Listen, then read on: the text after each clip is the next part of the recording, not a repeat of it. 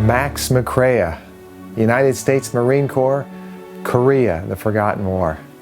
I was fortunate to find and to interview Max in Wichita, Kansas on January 11, 2006, it's been a number of years ago. I was looking for veterans of the Korean War, and Max told me a chilling story, no pun intended, about the extreme cold and conditions at the Chosin Reservoir. Max was a corporal with 1st Battalion, 11th Marines, 1st Marine Division. And again, he tells an amazing story of how he survived that and came home to live and to now tell me about it. So it was a great interview. I remember him. Max passed away in 2010. I've lost many of my World War II and Korean veterans and even some of my Vietnam veterans. But folks, I'm telling you, these stories are precious, and I think they just get better with time. I'd like to thank Brandon Glidden for making it possible for you to watch Max's story. Brandon, thank you again for sponsoring these stories and bringing to light what happened during the Korean War. It's something that we all need to learn about. Because folks, like I've said many times, we're fighting for the same freedoms in our own country today that our veterans fought for on foreign soil. So Brandon, thank you again. If you'd like to sponsor one of these stories, I'd ask you to please consider doing so. There's information in the video description and in the comment section. You can go to my website, larrycapetto.com, and there's a lot of information there too. But folks, I tell you what, I'm just so proud of my veterans. I've lost many of them. It's become very bittersweet, but my goal is to get these stories on my Voices of History channel, for you to share them with others, and to subscribe to this channel so we can create a greater awareness of this. And thank you for those of you that have supported my work. God bless you, and He does, and I'm grateful. So, with further ado, this Max McCrea's story, Korea, the Forgotten War. He's also featured in my film on the Korean War. God bless you.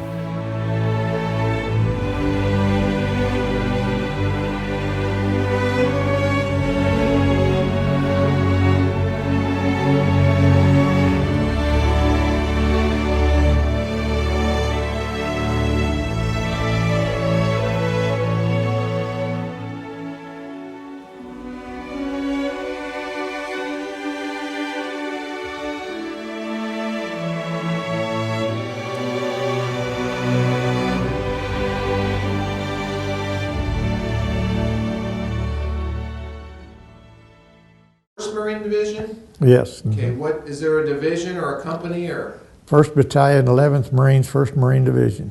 Okay, and your rank at the time of the Chosin was? Corporal. Okay, and your MOS, your job was? 0844, there was artillery. I spent time in Naval Battery, Baker Battery, and then they transferred me to Headquarters Battery for Fire Direction Center. How old are you now, Max? 76. Okay. Can you tell me a little bit about Korea in general? Why were we involved in Korea? Why did we have to go to Korea? The North Koreans came south of the 38th parallel all the way to Busan, Korea in 5 or 6, 7 days. They overrun the South Korean troops, and they were slowed down to a stop at the NMHOM River in the Busan area. And the Army went from Japan, they were the occupation troops in Japan, and they were the first troops sent to Korea. And the Marines left. We boarded ship on July the 12th, 1950, and our first day of combat was July the 31st, 1950. Was it the Incheon landing then? Or? No, this was Busan perimeter. We lit at Busan, Korea. We went over as the 1st Provisional Marine Brigade. There was really what it was the first 6,000 fighting troops, trained fighting troops, to hit Korea. And then we fought there until approximately August, about August the 31st, I would say. I don't remember dates too well. That's okay. But we were pulled out of there we boarded ship and we went around to the NMHOM, and we made the NMHOM landing September 16th, 1950. Was that uneventful? They weren't shooting at you or nothing? I mean, you did an assault landing. Well, they fired, but by the time the 5th Marines went over Womido Island, and those troops were taken care of pretty quick. And then we, the 11th Marines, went over Womido Islands up in towards Seoul. We fired for the 5th Marines at all times. And then the 5th Marines went into Seoul. The 11th Marines pretty well shot Seoul apart. And we went north from there. We were headed for the 38th parallel, and we were stopped, and the first cab came in, and then we pulled out and went back to Incheon, loaded LSTs.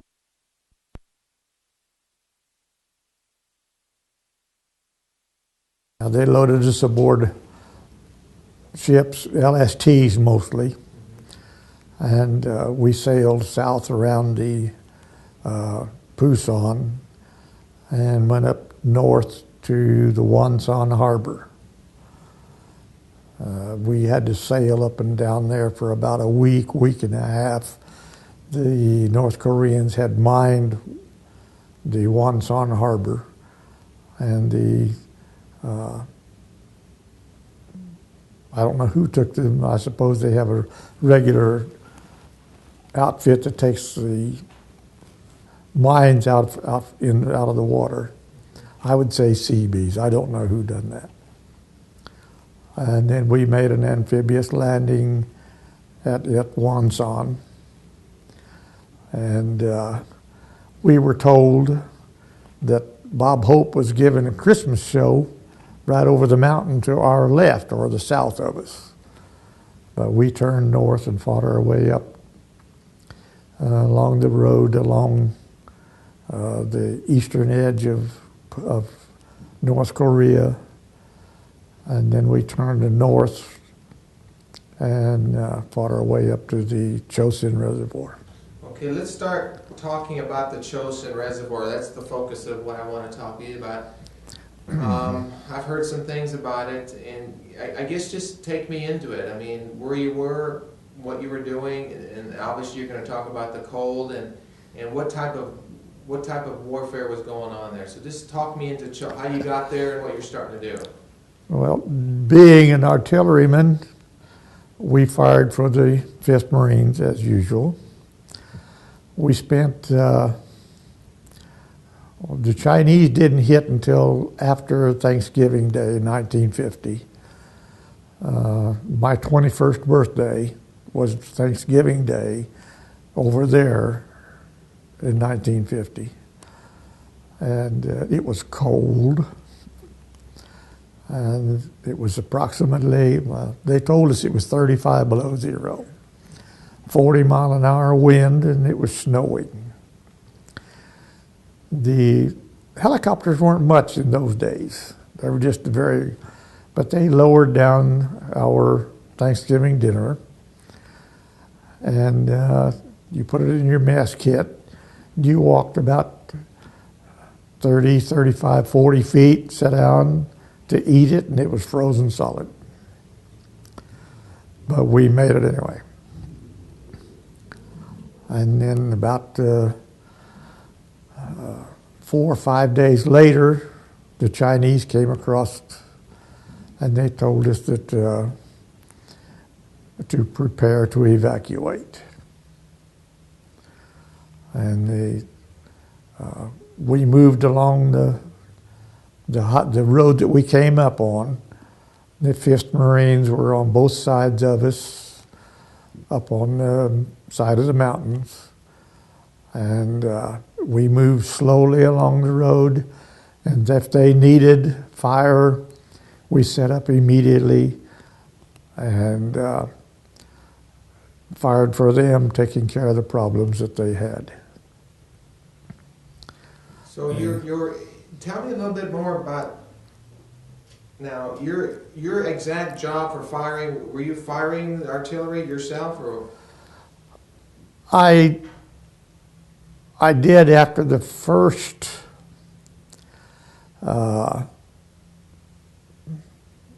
run-in with the Chinese that we had. The Chinese started mortaring us. They got between us and the mountains. They started mortaring us. And they came into the Fire Direction Center and put half of the Fire Direction Center in the artillery. And were men being killed or wounded, or what was going on? The artillery, we had to go in. The men that were chosen for the infantry went to the 5th Marines and fought with the 5th Marines, because a Marine is basically an infantryman, and then it's whatever his MOS is, he's still a basic infantryman. He has been trained for it all the time. We were training on Pendleton. We trained as infantrymen and artillerymen. I did not, my name was not drawn out of the helmet, so I stayed with the Fire Direction Center, which didn't do a whole lot of good, because we were fighting beside the trucks and firing up into the mountains, approximately equal with the Marines. And 4 of my good friends and we were on the left side of the artillery truck, and they started dropping mortars around us, and we went around to the right-hand side of the truck, and a mortar lit out there, and 4 of my friends went down. They were not seriously injured, but they couldn't walk very well. I picked the first one up and put him in the cab of a truck, and he went on, and I picked the second one up, and they went on. So I picked all 4 of them up and put them on a truck, and they went on, and then I joined the fighting that was going alongside. And what was worse, the cold or the Chinese? Basically, it was the cold. And how did you survive? Tell me about the clothing, the water, freezing. I mean, well, how did you survive? What did you eat? Well, Colonel Murray was destroying everything that we had that we didn't need. And he came up on boxes of Tootsie Rolls. And he broke them open and issued everybody 2 handfuls of Tootsie Rolls, which you put in your parka. And basically that's what you ate, because everything else was frozen. However, being an artilleryman, I had a truck with me, available. I stole a case of peaches from him, and I put them in the truck. And when I got hungry, I took that case of peaches, or a can of peaches, rolled it over, poked a hole in it with my bayonet, put it on the manifold of the truck, and I waited until it thawed out. Years later, we'll advance it years later on the Tootsie Rolls. Colonel Murray had a pamphlet put out, and it was the true story of the Tootsie Rolls. In World War II, the Army was having trouble eating their sea rations because of taste They didn't like them. I really don't know why, but the government had a contract with Tootsie Rolls to put Tootsie Rolls in the C rations in the latter part of World War II. And that's where when they started doing this. And we had these World War II C rations is what we were eating, but we also had, Colonel Murray found these cases of Tootsie Rolls. Tootsie Roll was a good food because it was frozen. You broke a chunk off, you put it in your mouth, and it melted. It had your vitamins and your nourishment and your moisture so that you could survive on that. And most of the Marines that came out of there, that's about what they lived on. And what about water? What did you drink? I don't remember drinking water. I don't remember taking a drink of water because I had my the juice from the peaches when I ate. I got my juice out there, but I honestly don't remember any water cans. I'm gonna move your microphone just a bit here. You're okay. It's under your coat. I wanted this. There we go. So now, did the water freeze in the canteens? I mean, I've heard the stories of the water freezing. Is that what happened, or? Well, as cold as it was, I don't know how in the world it kept it from freezing. I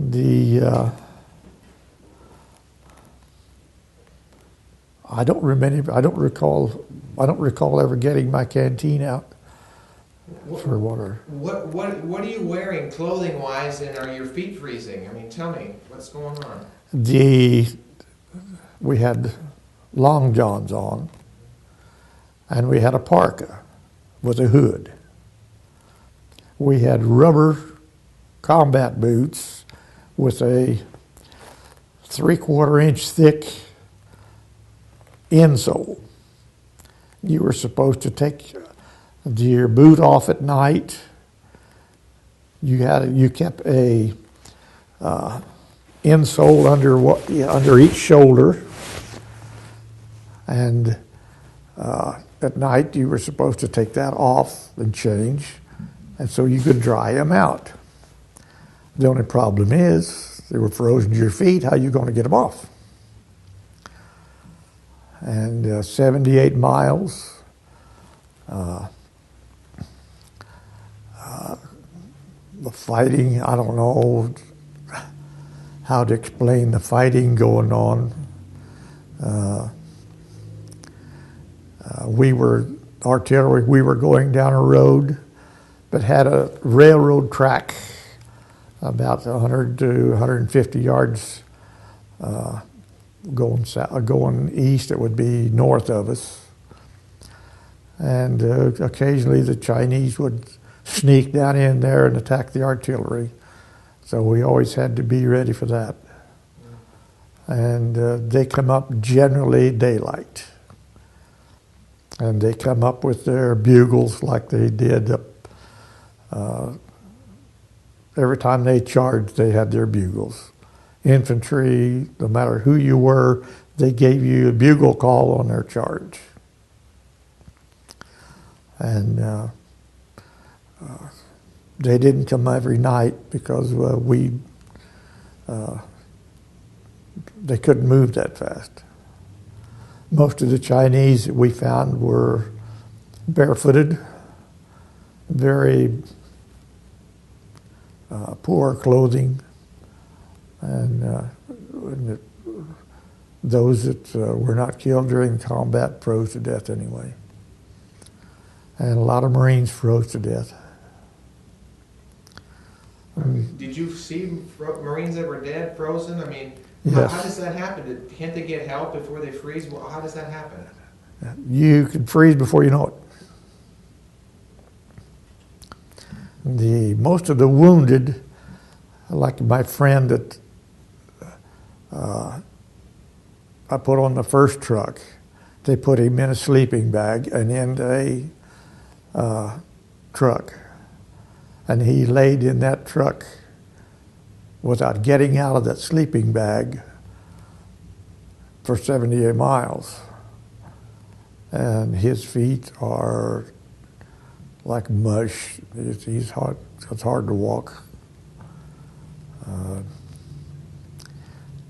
He has a piece of shrapnel in his right shoulder that if they take it out, his arm is useless, so they don't take it out. And he's the only one I have contact with, because the rest of them, I know one of our good friends I hadn't seen for a long time. And I seen him in a reunion in San Diego in '93. And I said, "Willie, where you been?" He says, "Oh, I stayed in the Corps, and I was on embassy duty, London, England." I said, "I've been looking for you for years." He says, "Well," but he had been moved around. He didn't tell me where all he'd been in all those years, but he didn't talk, and I didn't ask him. But he died about 4 years after we'd came back together, and he had still had the shrapnel in his back that they couldn't take out for a possibility of paralyzing him. Now, when the Chinese would attack, they'd blow their bugles. I mean, was there hand-to-hand fighting? Was it like in World War II, where you saw the enemy? How was it? I mean, well, if it was hand-to-hand, it had to be in the infantry, because the infantry kept them pretty well away from the artillery, with the exception of the few that did sneak by. And the infantry done a very good job of protecting the artillery, because they couldn't get behind them. And but there's a few got through, but they usually tried to stop us, and they didn't get the job done. Okay, so how many days is elapsing for the Chosin Reservoir? Is it a month? Is it a week? How long? 20 days? How long were you there? I don't know. Okay. When we got back, when we got to Hungdam Harbor, they cut my boots off, peeled them off. They cut my socks off, peeled them off. They were frozen to me. They gave me a pair of socks and a pair of boondockers, and told me to put them on and get on the LST, and that's what I did. And we went down to Mason, and I don't know exactly what, we got there probably, I would say around December 20th or something. I can't. It's okay. The days I don't know. Not having a calendar. And how were you guys keeping warm? Was there a way to keep warm, or were you just out in the elements and you slept? I mean, what did you do? Well, I got in my sleeping bag. The Koreans do not bury their people. They set, because there's so many rocks, they bury them and then they cover them with rocks. And they build a mound, and then they move out a couple of feet and build a mound around it. That makes the best ready-made foxhole ever found. And that's generally where I slept, on the ground, in my sleeping bag. But we slept very little. We were on the move almost all the time. And how fast and how far we went every day, I don't have the slightest idea. And, so there was no way to keep warm. You're just subject to the elements of the cold. Mm-hmm. I never took my jacket, never took my coat off, never took my clothes off, never took the boots off because couldn't get them off. And I kept the parka over my head and it's down this low and as tight as it could. What was the sound of battle like there at the Chosin Reservoir? Was there artillery rounds going off? Did you hear small arms fired? What are you hearing all the time? You don't hear much small arms fire because it's, I would say it's a good half mile, 3/4 of a mile to the foot of the mountains on, we're going south, it'd be on the north of us. And then on the south of us, you could hear the sporadic firing up there. But you were mostly walking down the road, looking left and right, constantly left and right to see that what was going on. We had, you took turns, not walking on the railroad tracks, but walking just off of them and going up and looking left and right to see what was going on. And we had no FOs at that time. So if the infantry called for a fire mission, you did not use an FO, you bore-sighted. You looked through the barrel of the tube of that gun and then raised it up a little bit to take for the arch of the shell. And you looked directly at them and fired straight at them. And there wasn't a whole lot of that. Most of the time they were on the other side and we could get some high-angle fire and shoot over the top of the mountain and land on the other side. Why did we need to fight at the Chosin Reservoir? Was it just pushing our way into Korea northward? Or, I mean, what was the idea or the purpose, objective? Well, we were chasing North Koreans who were retreating to the north. And I would say we were maybe 12 miles, 15 miles south of the Yalu River. And then we were supposed to push them across the Yalu River, but never got the job done. The Chinese came across and that took care of that. So originally, were we fighting the North Koreans and then the Chinese got involved? That's correct. Did they combine forces, or is that they fight together or it's separate? I think they fought separately because by the time we got up there, all we seen were Chinese that come after us at that time. Were they elite troops or were they good troops? I mean, they were the elite of the Chinese. Most of these Chinese were tall and experienced combat fighters. Then later on, there were some smaller ones, but the first ones that came across were the elite combat fighting. Why were the Chinese involved? Were they trying to take over Korea, or was it the North Koreans trying to take over South Korea? North Koreans tried to take over South Korea, and then the Chinese thought we were going to come on across the Yalu River. That's, I think they were going by, I don't know what General MacArthur actually said about going over across the Yalu. I don't know what. All I can say is what I hear after I got back here. What General MacArthur had decided and why we were up there, because we just, we took orders from our commanding officers and those in charge of the 1st Marine Division. Oliver P. Smith was in charge of was the general in charge of the 1st Marine Division.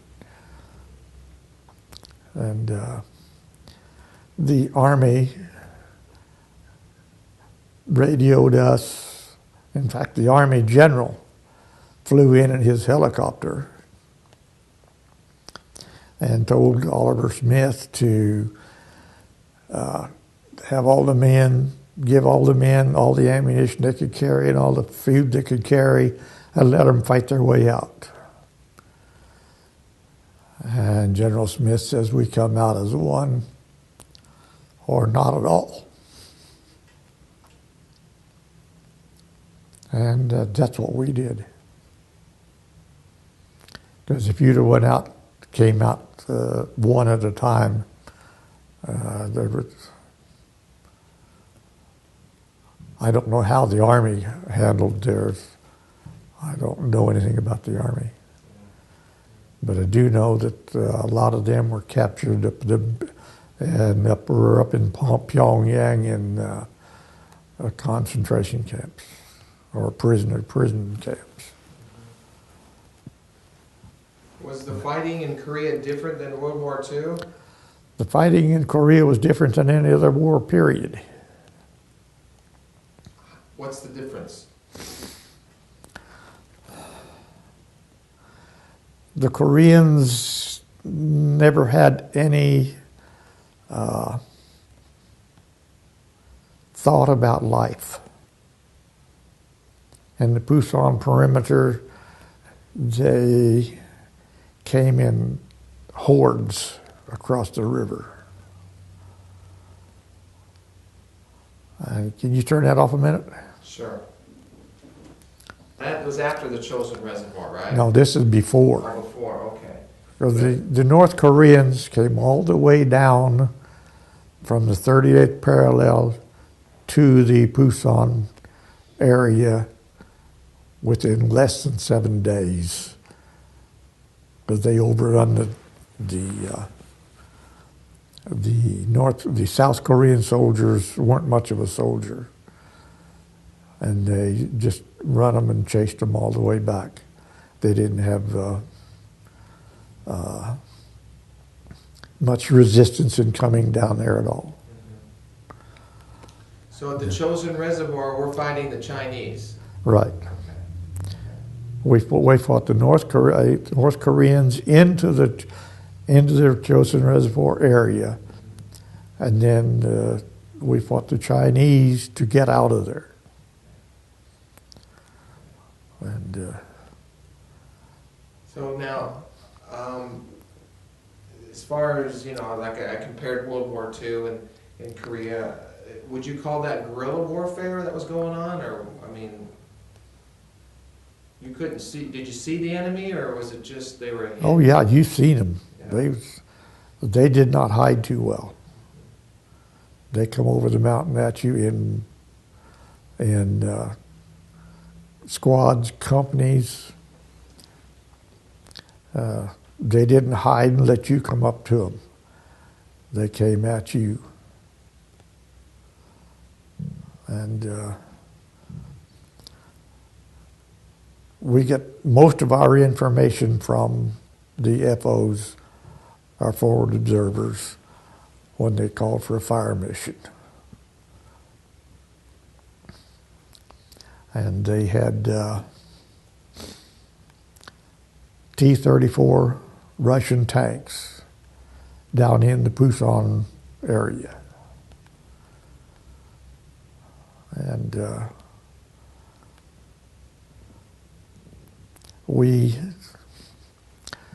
this friend of mine that I have now, he was a 81 mortar man, and he called for a fire mission. And he says, I have 5 T-34s on the road. I cannot stop them. So we fired a fire mission for him, and we destroyed the 5 T-34 tanks. So I do know that they had Russian tanks, and that's what helped all the way down. Again, Max, tell me now, are you loading the artillery? Are you firing it? Or what was your job again as far as the... Well, I spent some time on the guns. I spent some time on the forward observers. I spent some time on the guns and the forward observers, and then the rest of the time was in Fire Direction Center. And if anybody needed any relief or anything else, we went out and we sat in foxholes at night to keep the night soldiers from coming into our area, their areas, or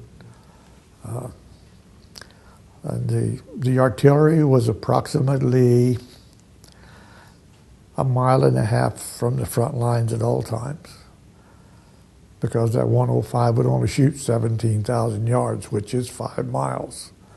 So if you don't keep close enough, you can't support the troops that you are supposed to support. So we stayed as close as necessary. Were there a lot of casualties at the Chosin Reservoir? I mean, I really don't know. But yes, I would say there was. Because there was a lot of casualties total in Korea. So were friends of yours killed or wounded in these skirmishes, these battles? I mean, were there... Yes. Yes. That's all I'm going to say. That's fine. Well, there were more... I guess they compare it to Vietnam. There were more killed in Korea in 2 or 3 years than the whole Vietnam time, I guess. Basically. Probably. Yeah. Now, when you came back after the war, I mean, did you get out of Korea and that was it? You were discharged? Well, I came out of Korea March. I was one of the first 500 non-wounded sent home from Korea March the 5th, 1951. And I was sent to Washington, D.C., Naval Gun Factory for the rest of my enlistment. When Korea first broke out, the commanding officer called us 5 men that were under a year left on our enlistment.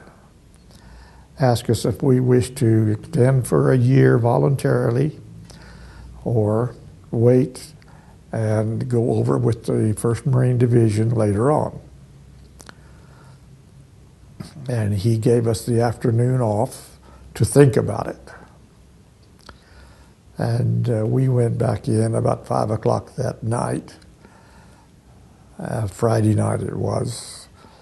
And we told him, well, we'd like to stay with the people we know. So we all extended for a year.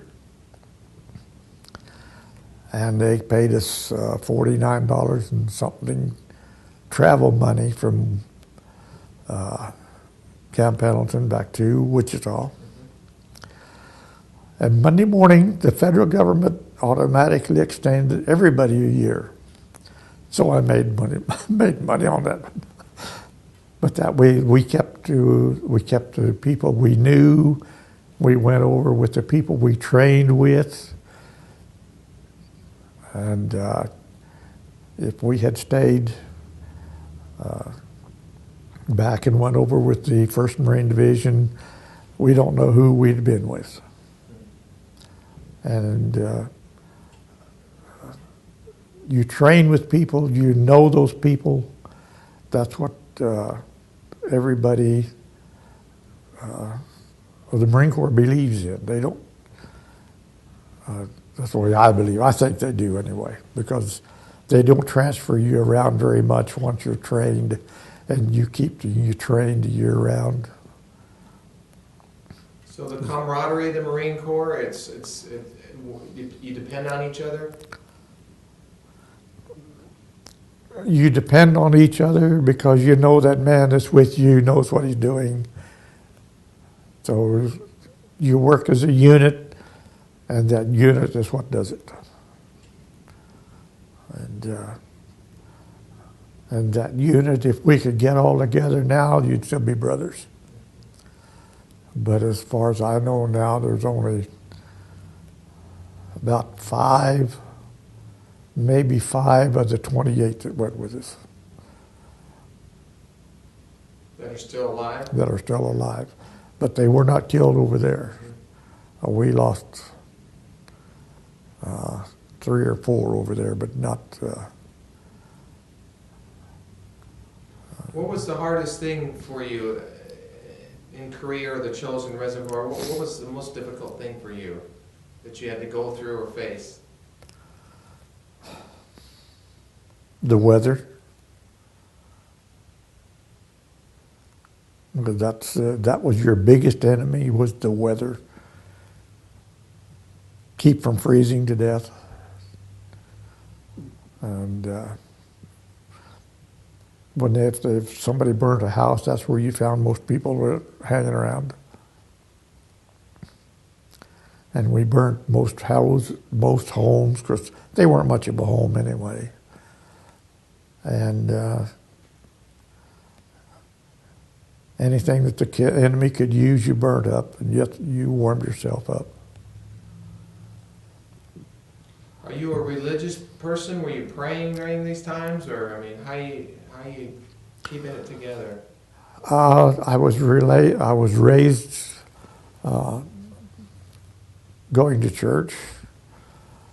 I never attended church while I was in the service, but I did attend church quite a bit when I got out. And now that I'm older, every morning I thank him because I got home. Well, and I wanted to ask you that question. I've asked a lot of the World War II guys who were in battle and combat, and a lot of them came home and they felt guilty because they survived. Did you ever experience that at all? Or? No. I never felt guilty about anybody. I never felt guilty about what I was doing and what I was doing to the other man. I never felt guilty at all because it was either him or me. And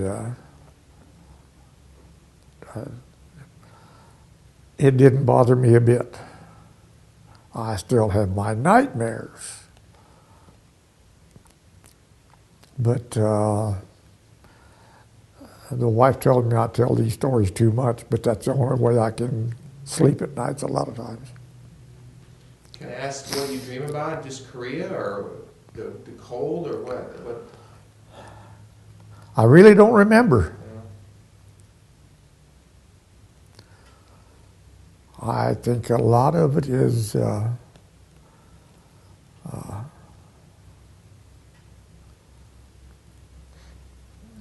mental. It's not about me. I think it's about everybody I was associated with. Somebody I couldn't do anything, could not help at all.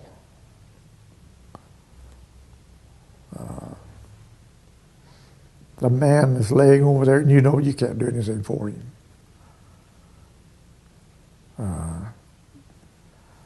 You're out there by yourself, well, by yourself being a vehicle of some kind that you can hide behind or put some friend in, like I put these friends in my friends in these trucks as they were going by.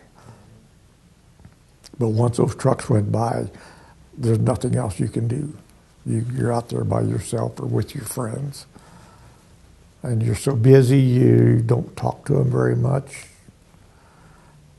And when you fall asleep, you're dead to the world for a short time, and then you're awake. You're dead to the world, and then you're awake. And my wife still complains that I'm up looking out the window in the middle of the night. And She doesn't touch me when I'm asleep anymore. She touched me on the shoulders once and knocked her clear across the room. After that, she woke me up with my feet. And, but that's just the reactions. I don't have many of those anymore. What does Korea mean to you today, looking back, 55 years ago or what have you? Does it have any significance in your life? No. I'm trying to put that past behind me, but my sleep won't let me. And a lot of it, the public won't let me. We have, I'm a member of the Marine Corps League of Wichita, and we go around to the different organizations that want to know. And I volunteered in the school district for a short time, and they wanted me to wear this uniform and my ribbons and everything so that the kids could understand. And then there was too many of them that wouldn't even look at me after I got done. So I decided to quit. I don't know, I think whether they thought I was mean or what, but... It's interesting. I talk with kids with the World War II guys. I bring them with me, and the kids are pretty good with them. I wonder what that was all about with you. Interesting. My oldest daughter, she can't understand it. She says, the people in Vietnam, or they go to war now and everything, and they stay there for 2-3 years. I was only there from July till March. And she said, how come you didn't stay any longer? And I told her that I was no good to the military with my feet and my hands. And I had PTSD, terrible. And I ended up in the VA hospital for June, July, and August. I was there for 4 hours every day. I have not been angry since. So it does work. Sure. And Max, let me ask you a question kind of off the combat, but I asked the World War II veterans this, but you are a veteran. What does freedom mean to you? everything.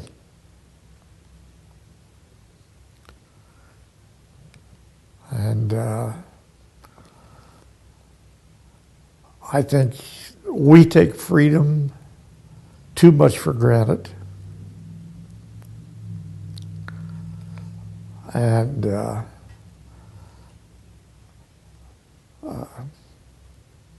I would have a hard time fighting for freedom now because there is no line across from the battlefront.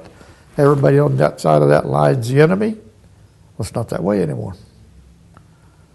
And I don't think that I could do that. Somebody carrying a gun and they even look like they're going to point it my direction, they're gone. What about the price for freedom? What would you say about the price for freedom? There is always a price for freedom. Clear back to coming over here from other countries and establishing life and fighting for the Constitution to start this country. And that price is there, It's going to have to be paid by somebody. And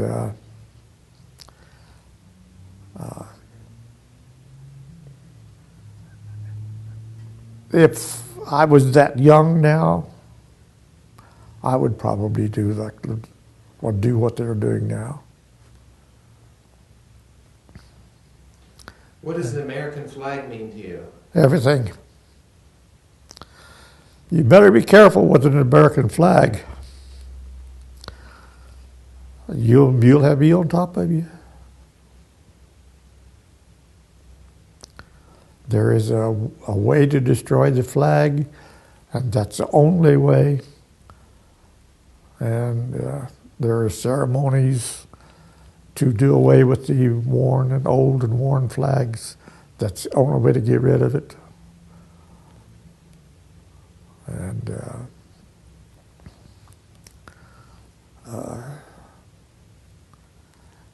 you don't want to boo the United States too close to me. I won't act anymore, but I'll let you know about it. When I was younger, you did that, and I'd knock you flat on your...